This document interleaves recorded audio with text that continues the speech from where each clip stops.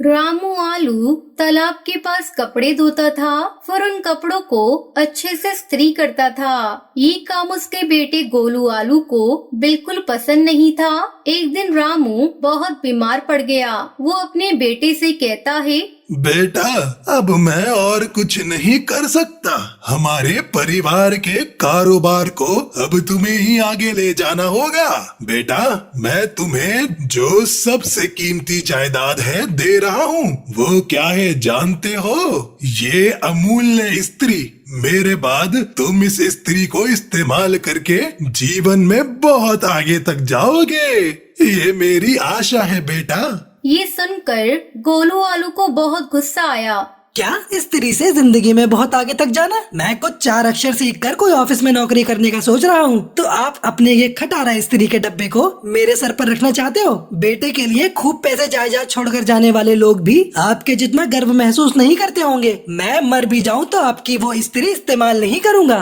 ये सुनकर गुस्से में उसकी माँ उससे बोलती है, अरे बीमार पिता से कोई ऐसे बात करता है क्या? तुम्हारे पिताजी को क्या समझते हो रे तुम? आयरन बॉक्स पकड़ने वाला आयरन मैन है रे। ये तुम्हें अपना आयरन बॉक्स देने की कह रहे हैं, तुम मना कर रहे हो। पहले उनसे माफी मांगो।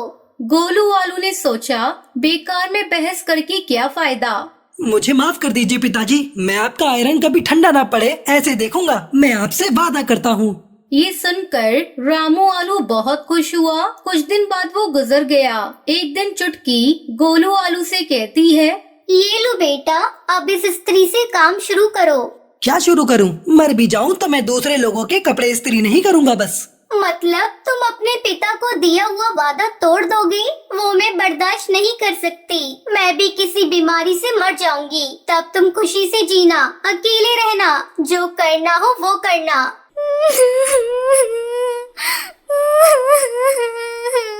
ये बोलकर वो रोने लगी। बस माँ, मेलोड्रामा बंद करो। अब तुम्हें क्या चाहिए? मैं स्त्री से व्यापार करूं?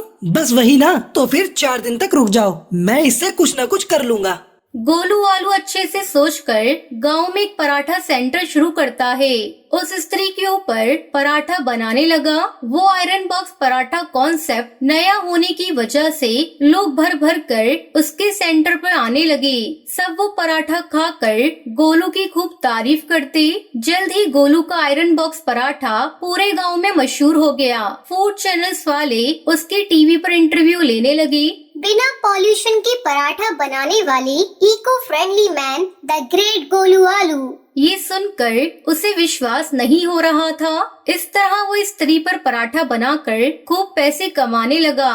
वो देखकर चुटकी बहुत खुश हुई। एक दिन गोलू अपनी माँ से कहता है, मुझे माफ कर दो माँ, मैंने पिताजी के स्त्री डब्बे को बहुत नीचा समझा। वो इससे तरक्की करने को बोले तो मुझे बहुत गुस्सा आया, लेकिन आज उनकी दुआएं काम आई। मैं किसी और के नीचे नहीं बल्कि खुद 4 लोगों को काम पर लगा सकता हूँ। अगर उनका स्त्री डब्बा ही नहीं होता तो ये सब कभी नहीं हो पाता।